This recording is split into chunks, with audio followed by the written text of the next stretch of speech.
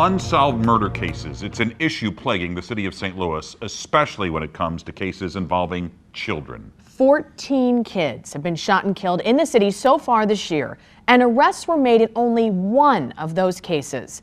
In tonight's cover story, one mother sat down with Morgan Young to discuss how she's having to find closure, even if it comes without justice.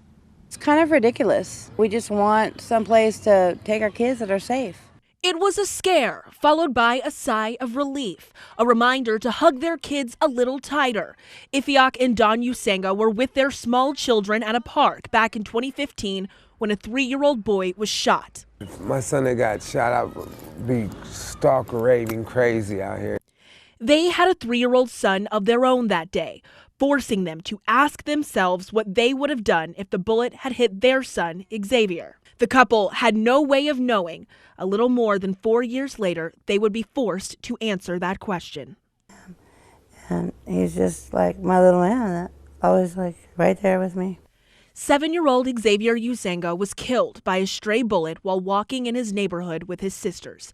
He was murdered 2 months after 3-year-old Kennedy Powell was killed in a drive-by. She will never be able to go to kindergarten or first grade. His death came a week and a half before 8-year-old Journey Thompson was shot and killed at a high school football game. She was the life of the house.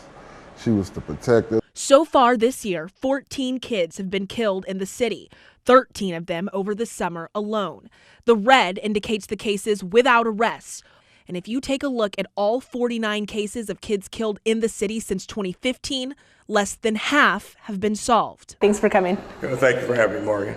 Ron Johnson is a former captain with the Missouri State Highway Patrol. He was recently tapped to join the Circuit Attorney's Office to help bridge its relationship with local law enforcement and work on community outreach.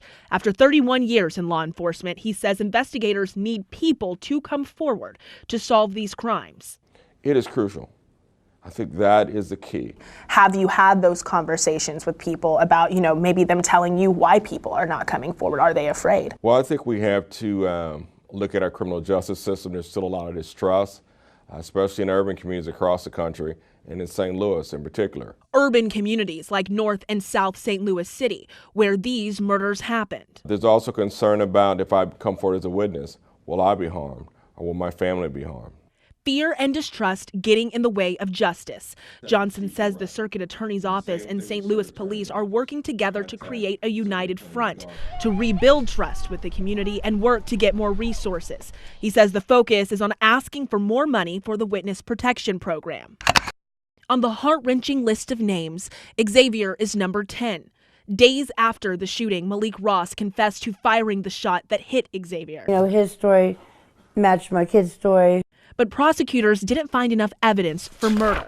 Another issue Johnson says both offices are working to avoid. To make sure that we make strong cases. In the meantime, Don Usenga has to create her own definition of justice. You just have to give it to God. He has to live with that. What was not enough for a prosecution is enough to bring her closure. I found peace in my own case because the man came forward. That's good enough for me. So as she sorts through the memories of her son, she can't help but to think of the other families in her city doing the same, but without answers. I can only imagine it, the anger that they must be feeling inside. Her hope is that one day that will change.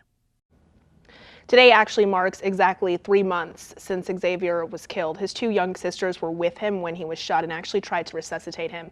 Don Usenga told me that their healing has been a process. They're both in trauma therapy, but she says they are doing better. Ron Johnson talked about how important it is for people to come forward, and no one is doing that. But what about a surveillance camera on the edge of a business in at least one of these 13 other cases? 14 arguably, or doorbell cameras or something else? Is there any other evidence that they can go on or that they've found and it's just not enough? Well, an example of that, when Kennedy Powell was killed, we were told at that time that officers had gone door to door, this happened in a neighborhood, asking people for their Ring doorbell footage, and that's what the officers have to do. They have to ask for it unless their neighborhood has a system that they can tap into. We were told that they've done that. We're told that they've done that in other cases, and still we're not seeing anybody charged. So you connect the dots there. All right, Morgan, thank you. Mike? So we want to follow Morgan's story by telling you about Cut Short. That's a new effort from 5 on Your Side and our community outreach program, Project 5. The goal is to tell the stories of these kids, follow the investigations, and to help find solutions for this violence. And we need your help. Just go to ksdk.com/cutshort. You'll find our stories, and you can make your voice heard. Here at 5 on Your Side, we're not going to let up until we make our neighborhoods safer for families. Again, the website, ksdk.com/cutshort. As Chris mentioned, this murder comes the day before St. Louis Public Schools students go back to school. Nearly a dozen kids were killed in our area this summer now. District leaders say they're prepared to help where they can. Our Morgan Young joins us in studio to explain how. Morgan. Well, guys, when you think about that number, you also have to think about the siblings, cousins, and friends who were impacted by these young lives being taken. Now, not all of them are SLPS students. Some weren't even old enough to go to school, but many are. And school district leaders say they are prepared to deal with this. How do you want to be? Man, you want to be some of everything. Eddie Hill IV was a dreamer. The last his father heard, he wanted to be a judge. I'm like, oh, you got to go to school. Oh, you like, oh, school ain't nothing, I'm going to go. A 10-year-old who loved to learn. And when it came to that first day of school outfit, Some new shoes, you know I want them one Pumas. but weeks after making that request, Eddie was killed.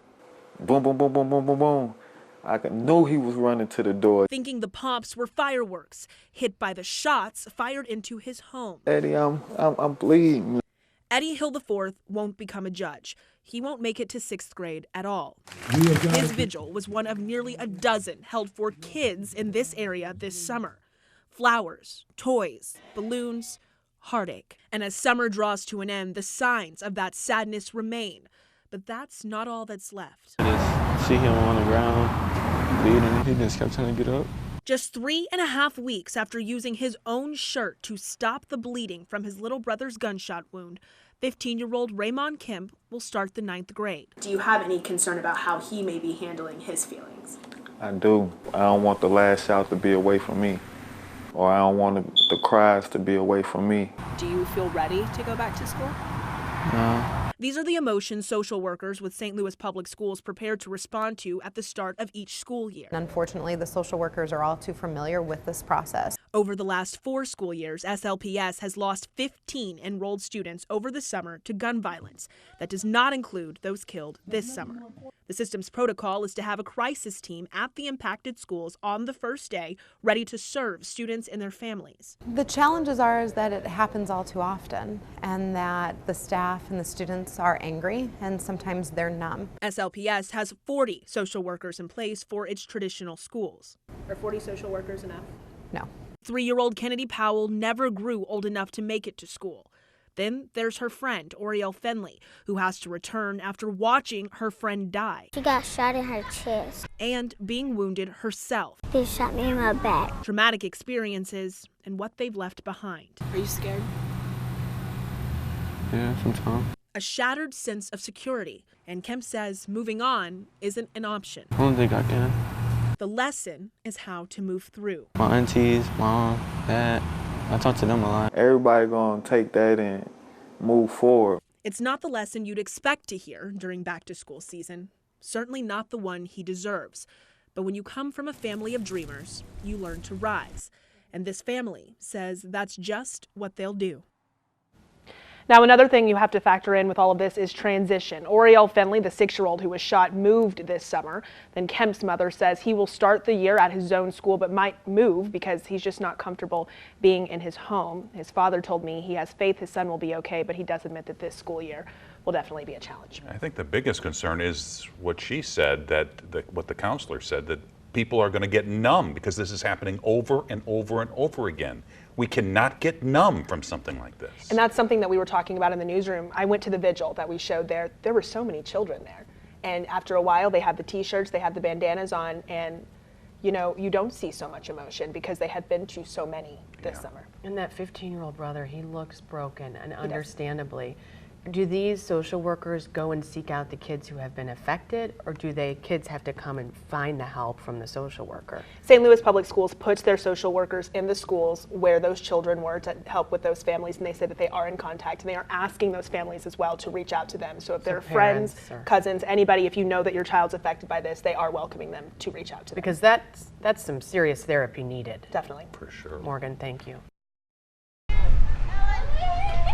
These streets know joy, laughter, family, and love. We used to play out here even when the street lights came on. And when your family is as big as Felicia Barrage's, those things are easy to come by. You never just think about, oh my God, you know, at 6 o'clock we have to put the kids in the house. Until you do. Monday night, a night a lot like this one, ended with her 3-year-old cousin Kennedy Powell dead, shot in a drive-by. She will never be able to go to kindergarten or first grade. She will never have an 8th grade graduation. But Kennedy's relatives aren't the only family she had. 6-year-old Oriel Fenley was by her side Monday night. They shot me in my back. It hurt it. But she's here, fully aware of what happened to her. I went to the doctor today. They got the bullet out my back. Fully aware of what happened to her friend. This kid can die. She got shot in her chest. That made me sad. She up there with Jesus. Down here, she's remembered on this street, where she's known and loved by her friends and family who are one and the same. Morgan Young, 5 on your side.